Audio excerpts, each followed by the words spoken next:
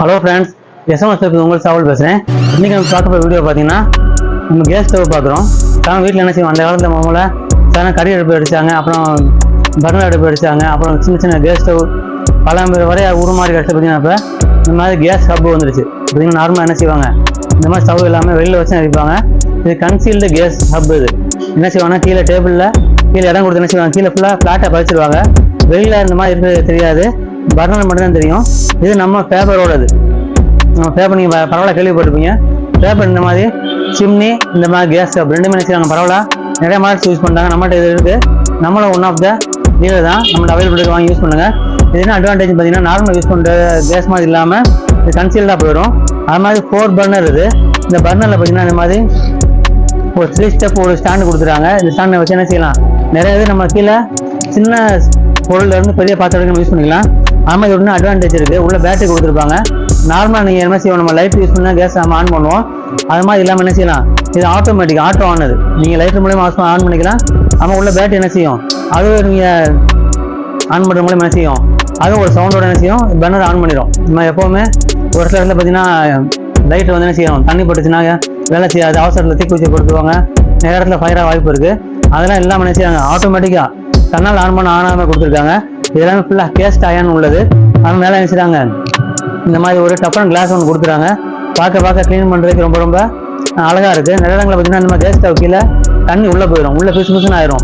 Clean பண்ணுறதுக்கு என்ன செய்வாங்க, அந்த எண்ணெய் பிசுக்கெலாம் உள்ளே போய் ஒரு 2 வருஷம் க்ளீன் பண்ணும்போது ரொம்ப ரொம்ப கஷ்டமாக இருக்கும். இதில் அந்த எந்த பிரச்சனையும் இருக்காது உங்களுக்கு. ஏன்னா நீங்கள் வீடு கட்டும்போது இந்த மாதிரி வாங்கி வச்சிங்கனாக்கா இது கிட்ட 35-20 உள்ளது, 4 பர்னர் உள்ளது.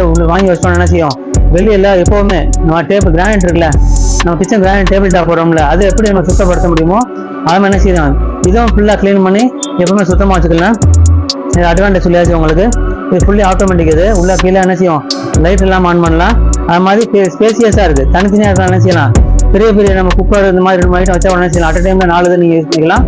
இது நம்மகிட்ட வாங்கி யூஸ் பண்ணுங்கள். இந்த ஏதாவது ஒரு செய்தி, இந்த கொரோனா காலத்தில் பார்த்தோம், நம்ம நிறைய இடங்களில் பார்த்தீங்கன்னாக்கா வயசான பெற்றோர் இருக்காங்கல்ல, வயசான பெற்றோர் அவங்க வந்து ஒருவேளை கொரோனா பாசிட்டிவ் வந்துச்சுனாக்கா தனியாக தனிமைப்படுத்தி அவங்களுக்கு நிறைய விஷயங்கள், அது வரைக்கும் பெற்றோர் அவளை கவனிச்சுட்டு வந்த பேரண்ட்ஸ் பிள்ளை என்ன செஞ்சாங்க, அவங்களுக்கு என்ன செஞ்சாங்க, தனிமைப்படுத்திட்டாங்க. நம்மகிட்ட வந்து தாய் தப்பன் நம்மகிட்ட ஒட்டிடுமோ, வயசாக நம்மளுக்கு வந்து நம்மகிட்ட பிள்ளைகளுக்கு வந்தோம்னு என்ன செய்யாங்க, யாருமே எல்லாத்துக்குள்ள ஒரு பயம் பதட்டம் தான் அது.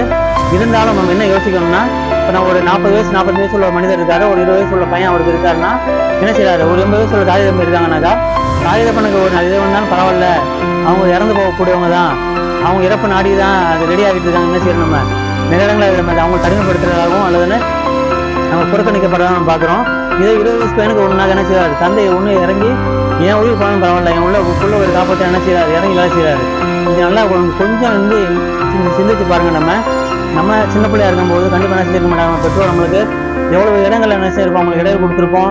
நம்மளோட ஆடை மாத்திரதாகட்டும், நம்மளோட இயற்கை உபாதைகள்லாம் வெளியேற்றதாகட்டும், நம்ம நிறைய இடத்துல நம்ம கஷ்டம் கொடுத்துருப்போம்.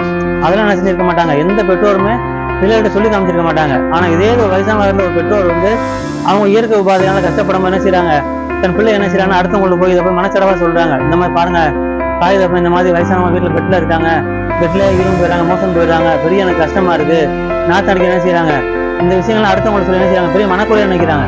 இது மனக்குறையே கிடையாது. நம்ம குழந்தையா இருக்கும்போது நம்ம பெற்றோர் எப்படி நம்ம வளர்த்தாங்களோ இதே நம்ம அவங்களுக்கு செய்ய போறோம். வயசு தான் வித்தியாசமே தவிர இதே குழந்தைக்கு உள்ள மனப்பக்குவம் என்ன இருக்க போகுது, வயசானவங்க இருக்க போகுது.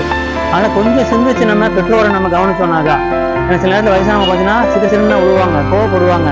ஏன்னா அவங்களுக்கு என்ன செய்வாங்க, நம்மளோட ஒரு 40 வயசு உள்ள ஆளுக்கு உள்ளது 60 வயசு ஆளுக்கு உள்ள எண்ணங்கள்லாம் கண்டிப்பாக மாறும். அவங்க என்ன செய்வாங்க, வாழ்க்கையில் வாழ்ந்து கொடுத்து சில பெற்றோர் என்ன செய்வாங்க, பிள்ளைகளுக்காக வந்து சில தியாகங்கள் பண்ணுவாங்க. சில என்ன செய்வாங்க, தன்னுடைய வாழ்க்கையை முக்கியமாக நினைப்பாங்க.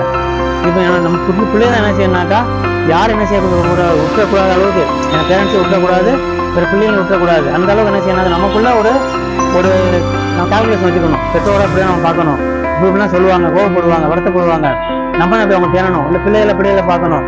இல்லை குடும்ப உறுப்பினர்கள் அப்படி கவனிக்க என்ன செய்யணும், நாம தான் ஒரு சான்ஸுக்கு வந்து என்ன செய்யணும், எல்லாத்தையும் அரவணைச்சு போகக்கூடிய நல்ல மக்களாக இருப்போமாக. தேங்க்யூ.